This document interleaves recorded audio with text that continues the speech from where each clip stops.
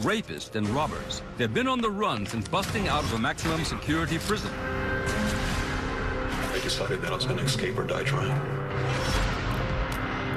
What else do I have to lose?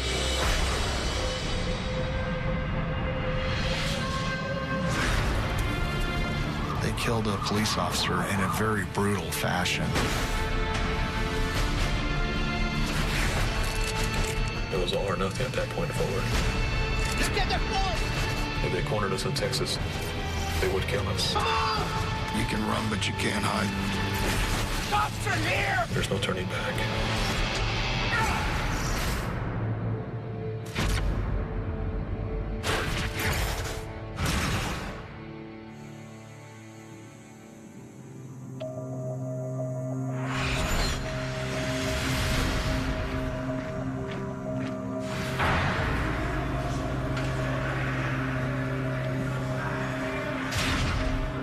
I had accepted years ago that I belonged in prison for the crimes I committed.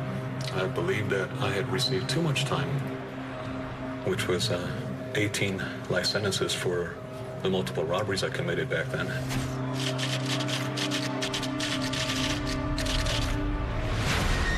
"270 calendar years before I'm eligible for parole." I looked at myself in the mirror and realized I'm either going to die alone in prison or be killed.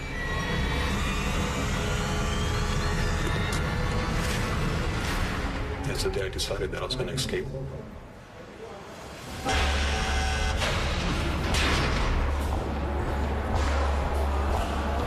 When I made up my mind, I just opened my eyes to my environment in a way that I was ignoring for years because I didn't want to think that way. Watching the strengths and weaknesses from the whole unit, top to bottom. They're looking for the opportunity to get out of there, and it's our responsibility to keep them in. There are 3 perimeter pickets that have the armed officers. The razor wire would be about 12 foot. In addition to that, you would have 1 roving patrol vehicle that would also be armed.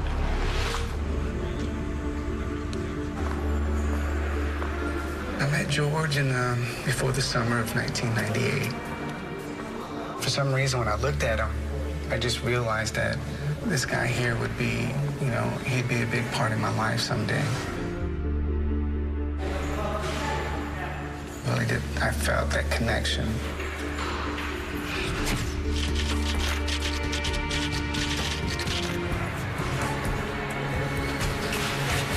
Garcia, right?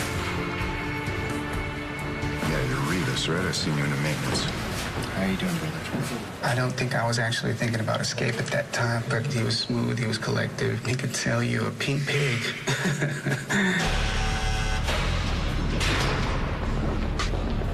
We just put our heads together and we just decided how was the best way to do it, jumping the fence or digging under the ground or all the common thing was just stupid. So we had to think of a much better plan. The Conley unit has approximately 2,850 offenders. There's a little over 500 correctional officers. You would only have a fifth of that staff there at any one given time. They're greatly outnumbered.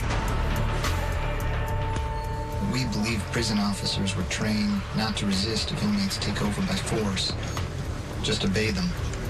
Don't put up a fight. What if we take over the whole of the maintenance shop? I wanted my freedom. I wanted my life. I wanted to live. That's it, man. After much discussion, our plan was using force to take over the maintenance shop.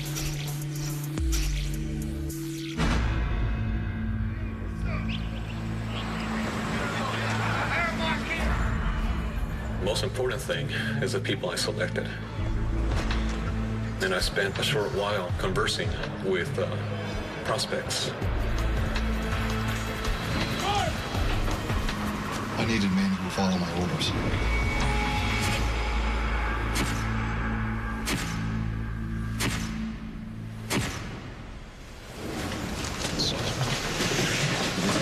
All right, let's go over the plan one last time, yeah? All right.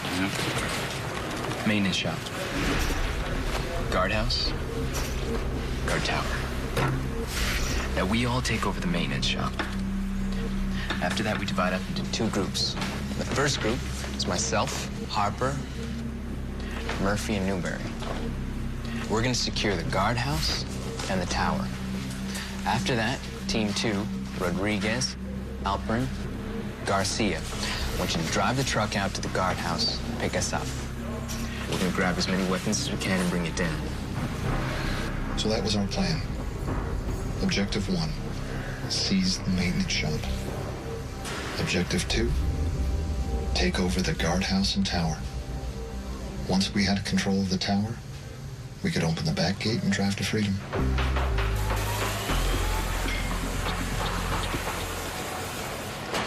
Over the next few weeks, we were able to work out all the kinks in our plan to take over the whole maintenance shop. Figured that as long as we took the whole thing over at lunchtime and then proceeded to take or subdue every officer that returned, we would escape from there. We established hiding spots for the materials we needed, and we practiced takedowns. Arm comes up, lock, takedown. Yes. So make sure you know what you got to do. Plain and simple.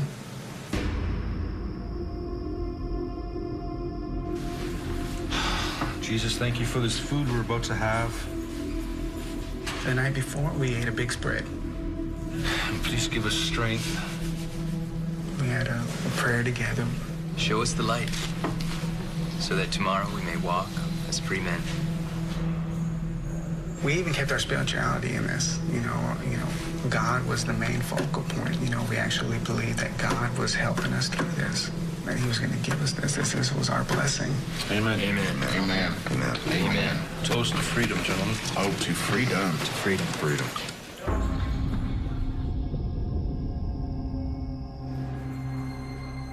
I stretched. Then I got ready for bed and laid down early. And tried to get all the sleep I could that night. On and off. It's just nervous. You know, I keep waking up, and of course, I had to escape on my mind. And it just continued throughout the night.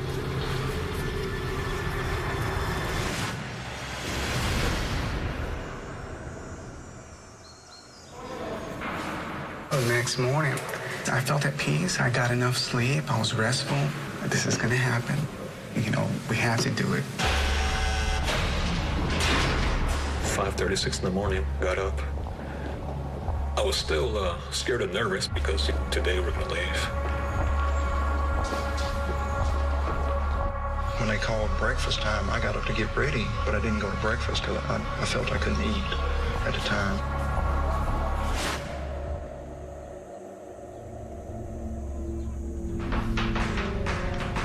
We were waiting for that 11 o'clock hour where it was time to go to lunch and just biding our time. The other men, they all look like deers caught in the headlights. Their eyes are all huge. I imagine mine were too.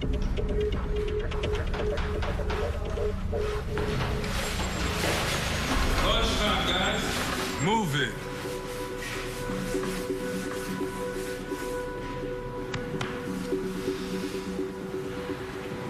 We'll stay behind and seal the floor in the machine room. Sounds good.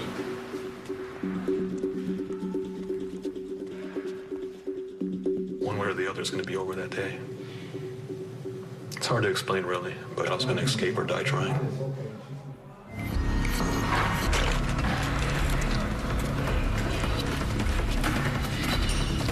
Hey, boss. You guys done yet? Pretty much.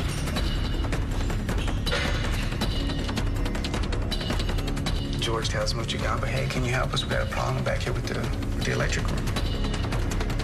I told him, when you see me lay hands on the first officer, there's no turning back. It was all or nothing at that point forward. Guys, get out! Guys! He's a big man. They have trouble with him. So I run back there. He fought us. All 7 of us. Rodriguez hits him upside the head. settled down after that.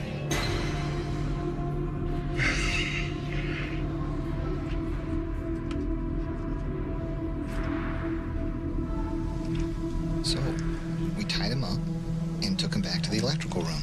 At this point now, it's just waiting for the other officers to come back. Hey, guys. We got a problem with this motor. We need some help to move it. 2, 3, a couple of times, 4 at a time.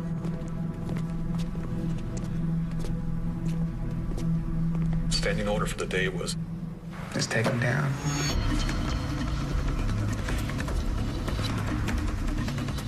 They just kept coming back.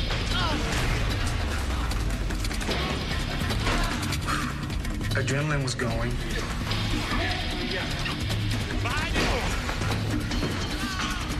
At one time, I think we had 4 of these matches going on. And that's a lot of guys to take down at one time. Different employees reacted different ways. There was a couple instances that could have easily lost control of the situation.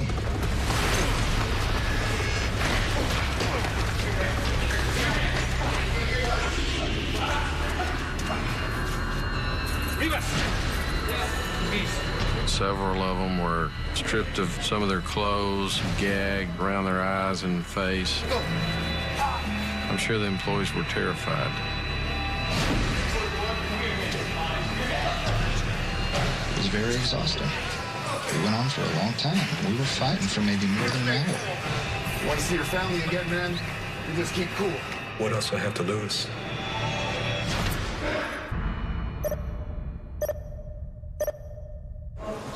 Harper, you have the keys? Once they took control, they were able to get to the key to get to the sensitive tools. Hacksaw blades, cutting torches, things like that could be used to facilitate an escape. I told Rodriguez, You just watch them and make sure nobody's trying to get free. because the electrical room is very sensitive. It has a whole bunch of alarms. You know, the alarms go off when one building gets, hold of it. They'll call us, hey, what's the problem? My specific role was to prepare the truck with the secret compartment. I had everything already cut. While I was preparing the truck, Michael Rodriguez was assigned to keep an eye on the men that we had stuffed in the closet. And when he could hear noises.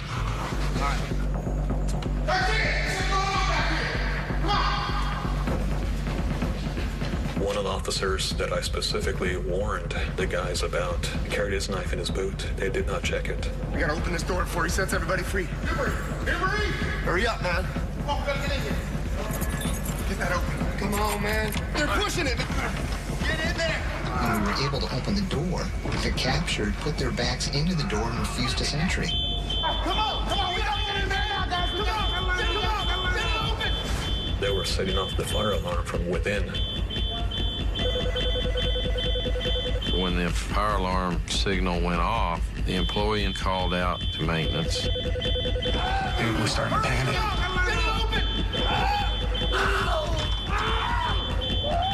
Get off the door! Newberry puts his foot in between the door jamb, gets it caught. He thought he broke his leg. This could be the point where everything fails. What's going on? You're not gonna get out. Go man the phones!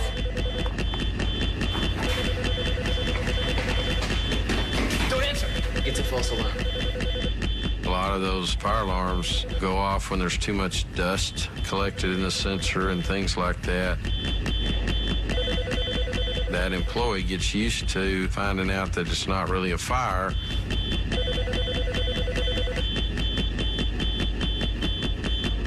And silencing the alarm. So they believed it. But I knew we had to leave. We can only do that for so long. We just took down the whole maintenance shop building. Objective number 1 was complete.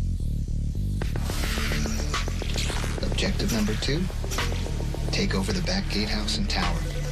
I called the back gate and the back tower. identify myself as a maintenance supervisor and told him I'm gonna send a maintenance crew with a couple of inmates up to install the cameras. Okay.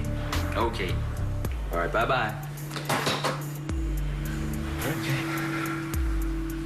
All right, let's go. Let's do it.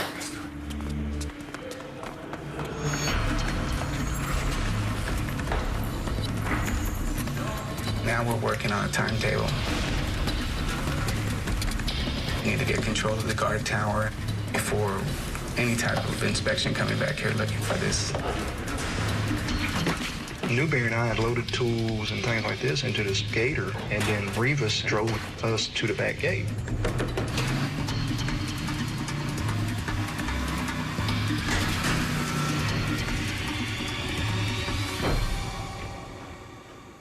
Newberry and I were unloading the tools and material like we were really fixing to do some work here.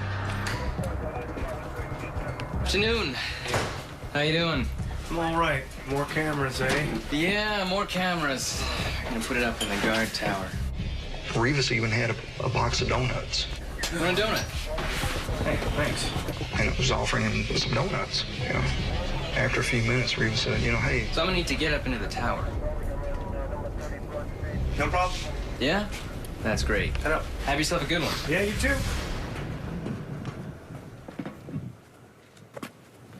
I yelled up there, like the officers do, and yelled, Gate! This was a critical point, with possible failure. If we had somehow forgotten a step in the process, then the tower guard would not have allowed Rivas to go into the tower. This was it. Gate!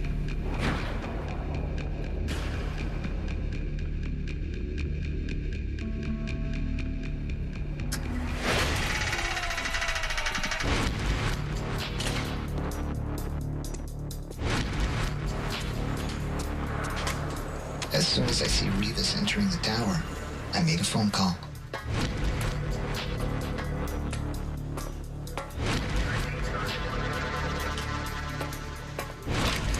Gibbs here.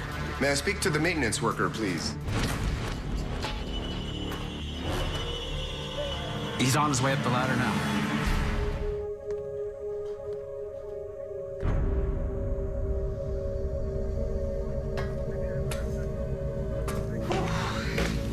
It's a long way up. Oh, they're asking for you. and I play the role. And I said, what do you mean? Just left from there. Oh, I don't know. They asked to speak to you. I was just waiting for Rivas to let me know that he was ready to take over the tower. Yeah, okay. Then Halpern would signal the guardhouse. That way both takedowns happened at the same time. We had a little code word, maximum, maximize, any combination with the word max. Yeah, okay.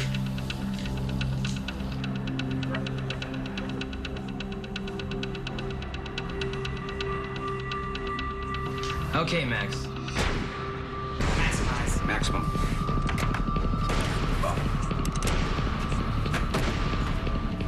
Just stay calm and you won't get hurt. What are you guys doing?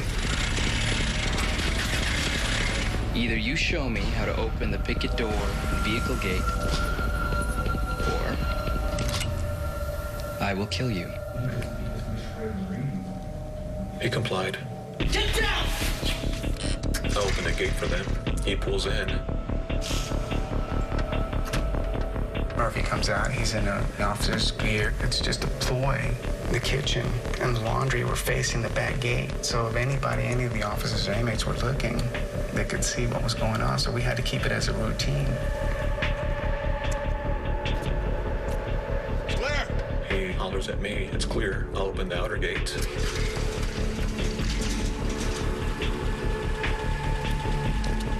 Rivas came out of the tower with a whole bunch of guns. He closed the trap door and we drove off.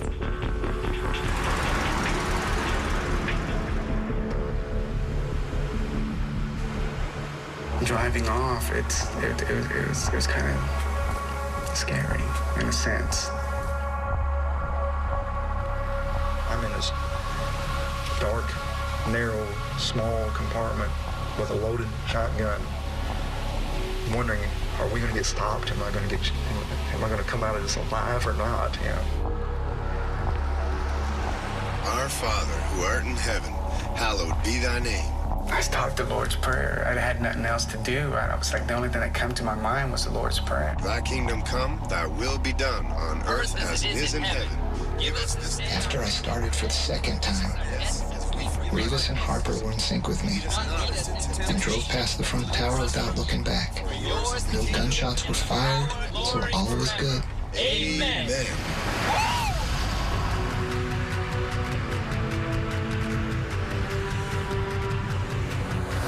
Every mile I put between myself and that unit, that prison, I literally felt the weight coming off my shoulders.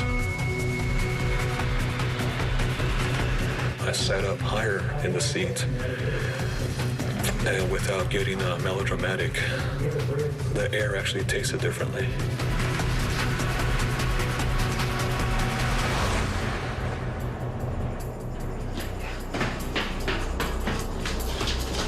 Control tower to base. Control tower to base. We had a breakout. I don't know how many guys. They're gone.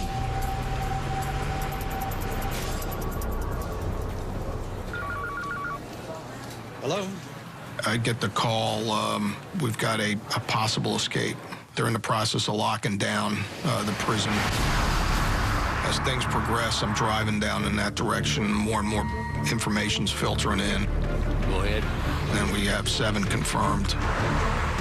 Getting called saying they're definitely away in a vehicle. No sense coming down here. I head over to the command center operations. If you're out there, you're going to get caught. You can run, but you can't hide. That's the bottom line. It is a Texas-sized manhunt with more concern than ever before. You know, we had air searches going on, ground searches going on. It was very puzzling to us how they slipped under the radar. George Rivas, I need a complete profile of this guy. There's one special operations investigator assigned to each escapee. Patrick Murphy. James? It's his job to know absolutely everything there is to know about that individual. You know, just the small things that may make a difference later on, that have proven to make a difference later on.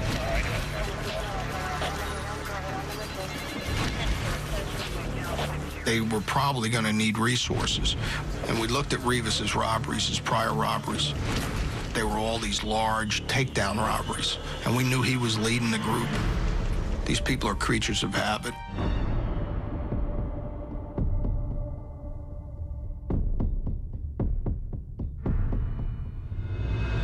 I already had robbed the Noshmans, so I knew the layout, except that this store was much, much bigger.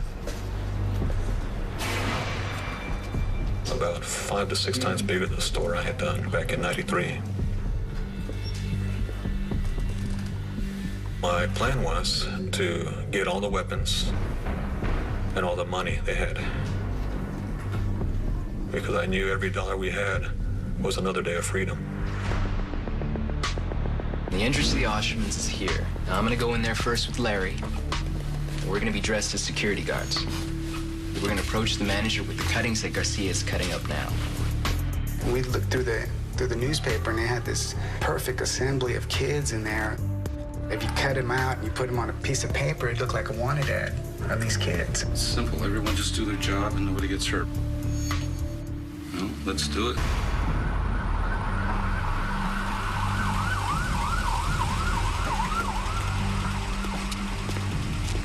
We knew that the store was closing at 6 p.m. I went straight into the shoe department. Rodriguez and Halpern went to the clothing. Newberry went to the sports. I was a lookout, I was observing what was going on out in the parking lot. At 5:45, Rivas and Harper walk in. Hey there. Hi. What can I help you with? I'd just like to run these names by you. See if any of these kids come into your store. Rivas had the manager call up all employees to the front to listen about these grab-and-run suspects. All staff to the front desk, please. I was listening to Rivas and them on one radio, and I was listening to the police on the other radio. All right, you guys should take a good look at these faces. Make sure you remember them. I was ready to go.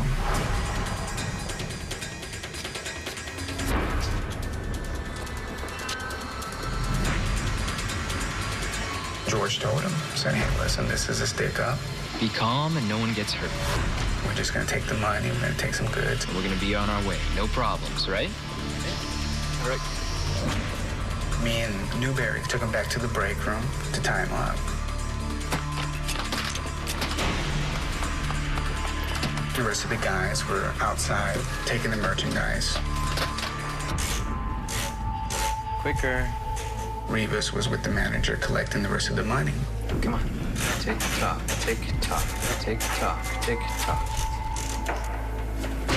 Go over there, face down. Contents of safe, $70,000. Rivas took the manager's car keys, and as he was going out to the front, that's when one of the customers' girlfriend had saw George. She kind of got a little freaked because he was dressed up like one of the security guys, you know, and he had the pistol. She had never seen this before. So when George came up to her window, it's like, hey, you know. Just want to make sure everything's all right. She just burned off. And at the same time, she was calling the cops and letting them know, hey, I just saw a man with a gun and, you know, suspicious activity going on. Hurry up, for God's sake.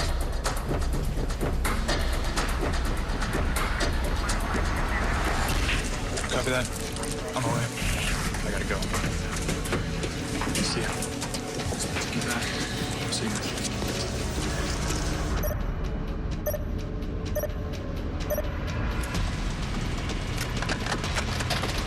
Don't look at me! Look at the floor!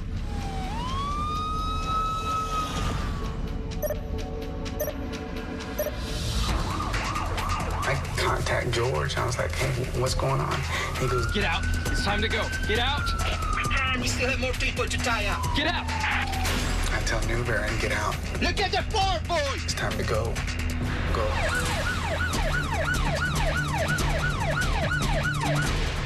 I come out the door. That's when I hear pow, pow, pow, pow, pow. Cops are here!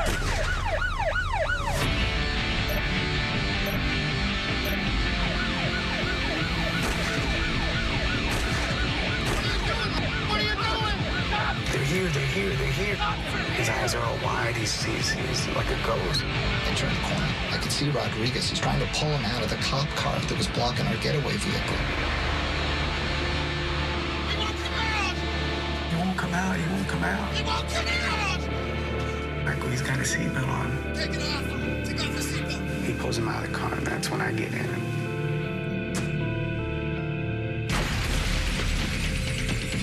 I was just in shock. I couldn't believe what just happened. What the hell are you doing? These guys have lost their minds, I was thinking. My foot. I said, get back in the truck. I'm hit. As I come up on Rivas, he's standing there holding his stomach. He's got blood on his hand, and I'm going, oh, man. And I just felt pain seemed like coming from everywhere below my neck. Get off the door! Hurry up!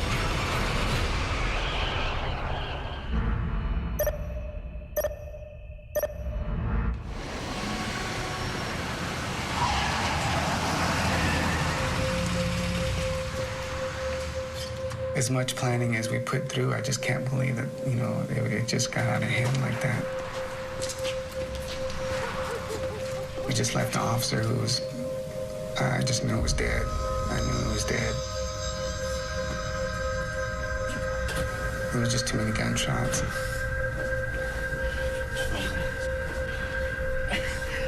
Can we tell? What the hell happened? What happened?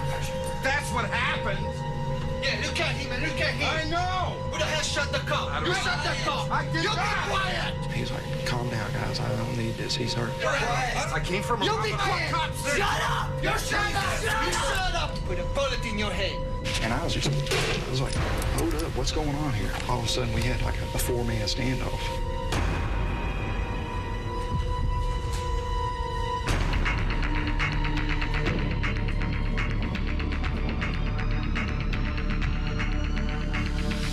We did not come this far to blow our heads off now. No, we don't need to do this here now. Pack everything up. We're leaving. Bullets and broken glass still litter the ground behind the Oshman Sporting Goods store in Irving, where memorials honor Officer Aubrey Hawkins. I knew that it was them. It was just, it was a horrible feeling.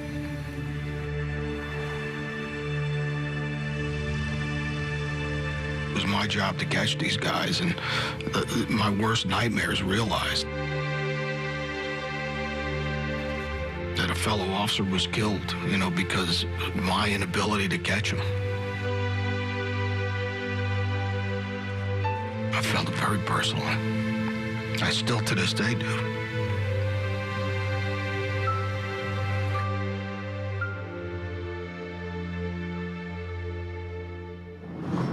Now it's gonna be a blood hunt. If they cornered us in Texas, they would kill us. It wasn't until Officer Hawkins' death that the case exploded. It was the largest fugitive operation in the United States. We've gone to a national and international operation. Now, you know, we're getting thousands of leads, thousands of them are coming in. We're coming after you, and we're coming after you until we catch you. It's a whole new ballgame now. I knew that it was over. Most likely they caught us, it was going to be the death sentence. So now it's just a matter of time. Yeah, Johnson's on that. He'll handle it. A call came in. They had received some information from the sheriff up in Colorado. An individual had gone in saying that they were in a trailer park up there. They pulled in a Suburban, told me that they were looking for a site, which is typical. They told me they were Christian men coming back from a mission. They were from Texas. Thank you.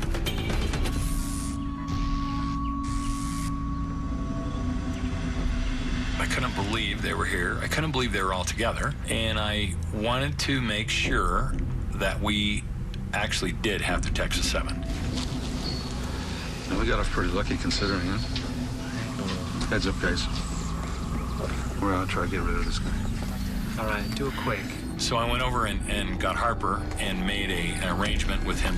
Hey, Brother Jim. Hey, Brother Wade, how are you? Bible study at 10 tomorrow? I am looking forward to it, Brother Wade. I'll be there. But as I was doing, I was trying to study his face or anything that might be out of the ordinary that we could make sure that we had exactly who we were looking for. There's a couple passages I want to run by you. Beautiful. There was a little mole by his eyebrow. I can't wait. God bless you. Okay. Okay, I'm looking forward to it. See you then. I contacted the investigator assigned to Harper, and he said, yeah, he has a pinpoint mole. Boss, I think we got one. It didn't show up on any prison records. It was through the interviews that this investigator did with the family.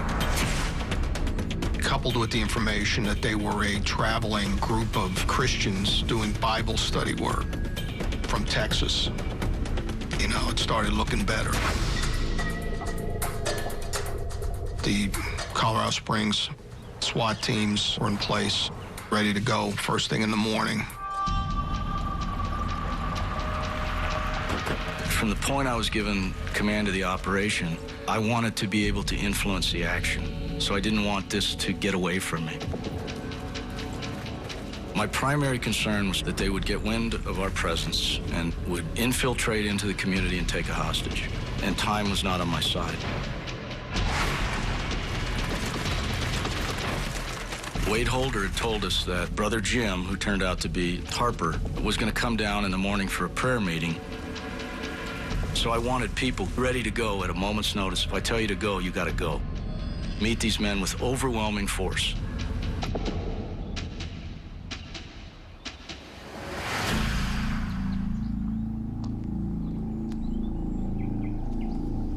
The date started off just as any other in the RV. Patrick Murphy and Donald Newbury were off in Colorado Springs for a few days trying to obtain IDs for us.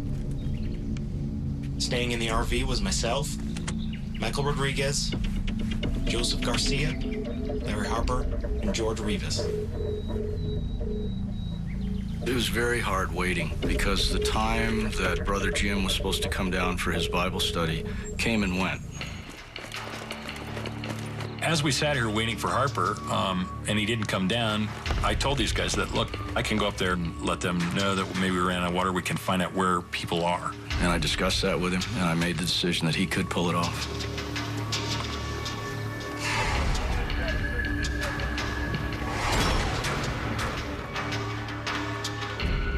Rivas came out. I didn't have to knock on their door. I told them that we were running out of water. Hey, is Brother Jim up yet? He was going to come to Bible study. And I asked him, you know, where Harper was, and he said he had got up a little bit late. No, he was just finishing showering. He'll be, Oh, yeah? Wade stopped by to see if we were all right. How about you guys? You got anything special planned for today? He asked where the guys were headed to. We're gonna go to the town, get some parts for the Cherokee. Oh, yeah? Yeah. Okay.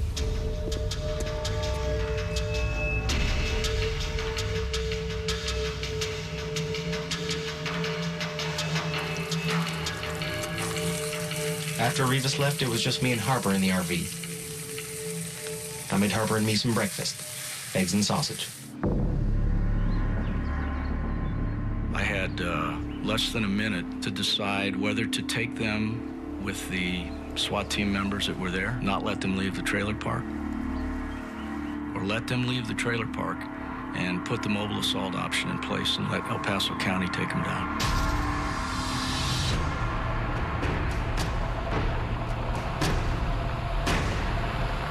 There were residents in the surrounding trailers, and I didn't know how far the rounds would go once the shootout started.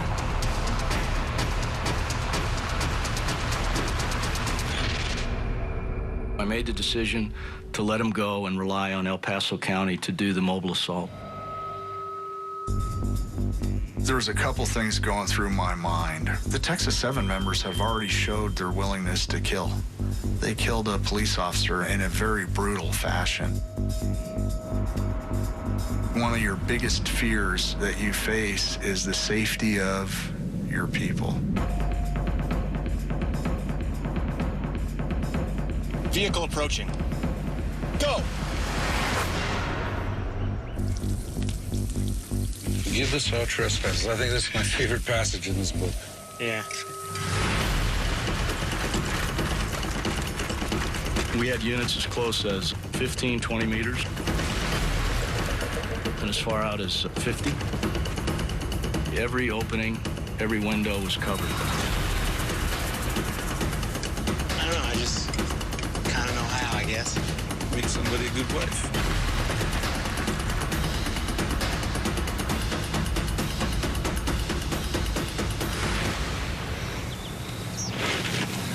We're in position. The negotiator begins trying to bullhorn the RV. Come out! No one's been hurt yet. Best thing to do is just surrender. Christ, man. What the hell happened? They got us. Come out! He asks them to come out. There's no response. Harper started scrambling, grabbing guns, loading them. I didn't know what to do. This ain't fair, Larry. I don't know, Randy. Maybe it is fair. Best thing to do is just surrender. It's over, buddy. Larry came up to me and said, What are you gonna do? I looked at him in defeat. I can't hurt anybody. I was gonna surrender. I can't hurt anybody either. Not anymore.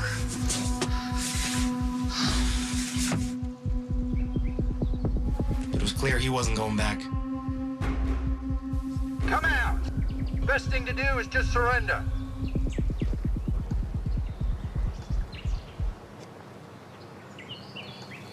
After a period of about 10 minutes, the door opens and Halperin says he's coming out.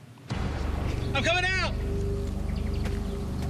Turn around! I'm unarmed! Turn around! I'm unarmed! Back to the sound of my voice! Just keep repeating that, back to the sound of my voice, back to the sound of my voice.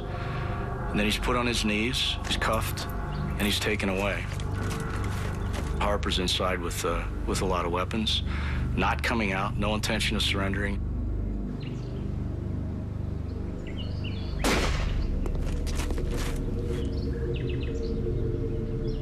I heard what was very clearly a gunshot. He had either killed himself or was firing rounds in the trailer in frustration. After about 20 minutes, no response, and we determined we had to make entry.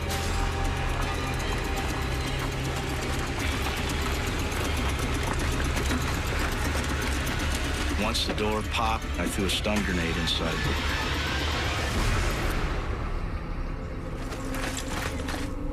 Harper was laying on his back in the hallway of the RV. He appears to be dead. Cuff him anyway. I told one of the team members to handcuff him. And in the bathroom was a Bible. The Bible was open to a passage. And there was a note written to Harper's parents. The note essentially apologized for the murder of Aubrey Hawkins.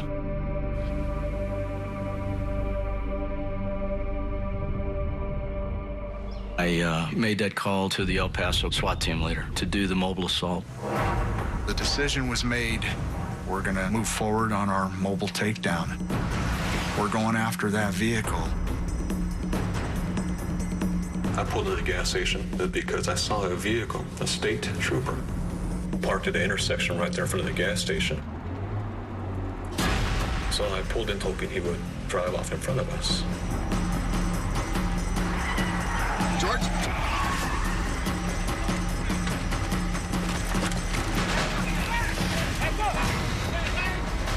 Our SWAT team had deployed out of the van and taken up positions around this vehicle. Hands up! Don't move! Hands up! Hands up! Hands up! I can see him! Get out of the area! I can assure you that deadly force would have been imminent. Out of the car. All right. We have a weapon! We have a weapon! Down on the ground.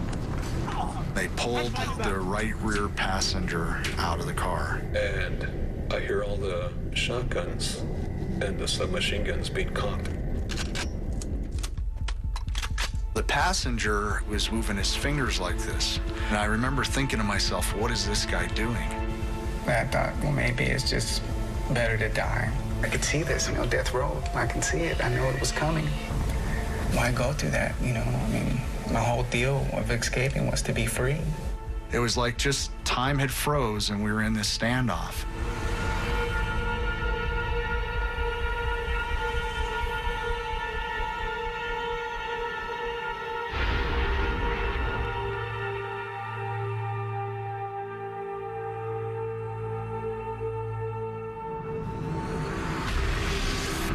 Don't do it!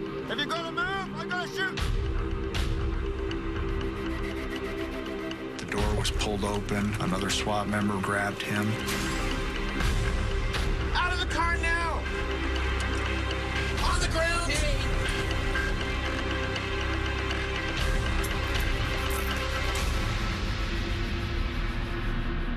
Heartbroken. I know that I'm going to be dragged back to Texas. I knew I would be convicted and sentenced to death.